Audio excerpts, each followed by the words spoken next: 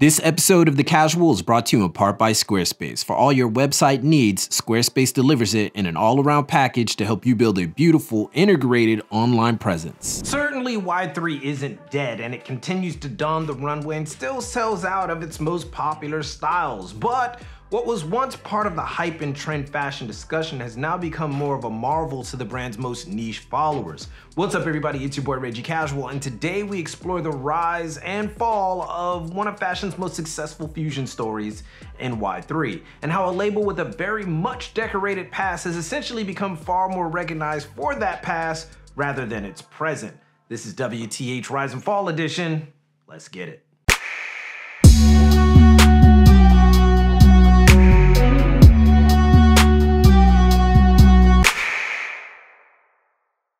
In the early 2000s, Yohji Yamamoto approached Nike with an idea to put his designs on the center stage, but mixed with Nike sportswear apparel. Nike refused, telling the legendary designer they only do sportswear, not designer fashion, an opinion they would likely later regret, as we can clearly see now Nike does way more than just general sportswear. Rebuffed but undeterred, Yamamoto set his sights on Nike's closest competitor in Adidas, and by 2002, Y3 was walking the Paris runway. The rest is, as they say, history. It's now been 20 years since Y3 graced us with its presence, and it has rarely disappointed. The brand was far ahead of its time, pushing the boundaries of sport and design well before the trend that would eventually become athleisure. But Y3 wouldn't hit its main stride until the early 2010s with the release of the Y3 Casa.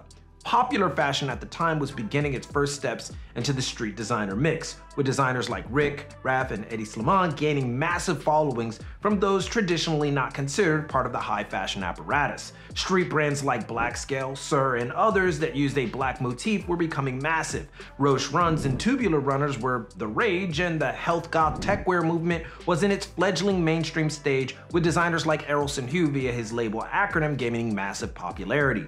This perfect storm of events would allow Y3 to become the definitive label for the sport avant-garde movement and introduce many to the ideas of Yohji Yamamoto, and by extension, Japanese labels like Comme des Garçons and Undercover would flourish as a result. For if there was one brand besides the infamous Bape that has had a hand in introducing the West, particularly in street fashion, to Japanese fashion on a massive international scale, it would certainly have to be Y3, or at least it's in the discussion.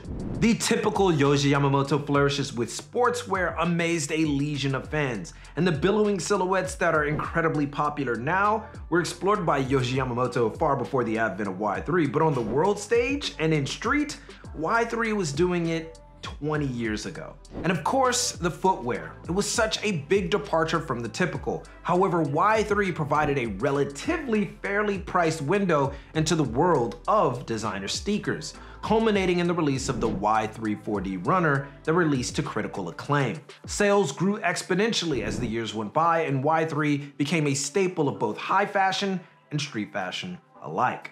But those days of popularity are essentially behind the brand, and perhaps for purist fans, for the better. But the fall from collective grace is clear, despite Y3 maintaining a clear and consistent design language and methodology.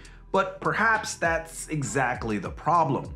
With the re-release of the beloved Casa High, the expectation by Adidas was one of high hopes. The company even used its one-person buy model to ensure a smooth release. But upon launch, the Casa High sat, and sat, and sat. And even in Japan, where it could be argued that a bulk of Y3 fans and followers exist, the sneaker, the one that put Y3 on the map, still sits, albeit in limited numbers and sizes. The sneaker was released in July 2022, and at the time of this episode is now closing the same year. Quite a fall from grace for a shoe that was once harder to get than some limited Jordans. Now, there's a bit more of that story to tell, but before we get into the why this all happened, let's get in a word from our sponsor, Squarespace. A big part of fashion is community, and building a fashion brand or any business requires a strong one. That's why using Squarespace for your new website might be the way to go. Besides being packed with great website templates, built-in SEO and analytics, Squarespace's new members areas make it easy to create, foster, and grow a community of true fans. Give back by giving members exclusive content, discounts, and much more. all while monetizing your business. So use our code squarespace.com/thecasual to save 10% off of your first website and let Squarespace help you build your brand, business, and community. So what happened? Well, it could be said that a combination of poor decisions, missed opportunities, and the nature of Japanese design led to Y3's less than stellar past few years. Around the time that Adidas signed a contract with basketball superstar James Harden, one of the first projects the company explored was a collaboration between the player and the Y3 staple. This was an attempt to reinvigorate the brand image, propelling Y3 into a new era of its life stage. Clearly to bring in some more fanfare among street fans, the sad reality is that Y3 was too far removed from the trend cycle at the time, which was edging towards workwear, vintage, and normcore styles. Those in hype circles were more concerned with footwear by Balenciaga and Off-White Nike collabs, and had also moved on to loungewear from the likes of Jerry Lorenzo. And the asymmetrical styles of Y3 were atypical and harder to wear, despite athleisure still being a viable option at the time. Y3 compensated by releasing their own version of the chunky sneaker in the Kaiwa, which saw success, but clearly never gained the same amount of exposure and traction as the railing and controversial Triple S from Balenciaga. A little nugget that in hindsight most people didn't notice was that Adidas didn't re-sign tennis superstar Naomi Osaka, allowing her to go to Nike. This would prove to be a monstrous mishap, as Y3, while global, is very much Japanese design, and Osaka is in fact a Japanese citizen. And her interest in fashion is clear, donning magazines and high-profile Japanese brands. Arguably, she could have been a far better representative of ushering in a new era of Y3 than James Harden ever could. And finally, Adidas has shown less interest in promoting Y3 as popular names like Yeezy and the acquisition of Jerry Lorenzo generates far more buzz. Y3 since has attempted to compensate for the changes in trends by offering far more palatable silhouettes, which has unfortunately led to some seemingly uninspired runways that are dull in comparison to the brand's heyday. This has undoubtedly angered many Y3 purists, and they have a point considering these changes haven't necessarily moved the needle in any significant way. But things may be changing for Y3 again as the brand celebrates its 20-year anniversary. There seems to be a call to return to form. The old flourishes make a distinct appearance in its latest offering, while also providing an easier window with more standard, albeit billowy silhouettes, which are quite popular, again, at this time.